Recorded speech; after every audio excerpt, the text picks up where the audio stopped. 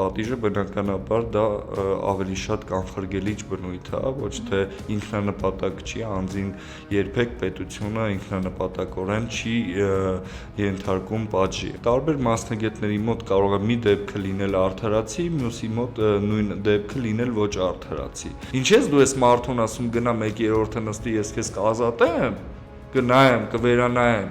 արդյոք արժանի ես հետագա պատիժը կրելուն, կազատեմ, իսկ այն մեկին ասում ես չէ, պետք է գնաս քո պատժի կեսը կրես։ Նույն հանցանքն են իրանք կատարել, տեղ որտեղ կա արդարություն։ Ես ուղղակի խորհուրդ կտամ միջևերջ պայքարել, միջևերջ պայքարելով մենք մեր երկիրը զարգացնում ենք։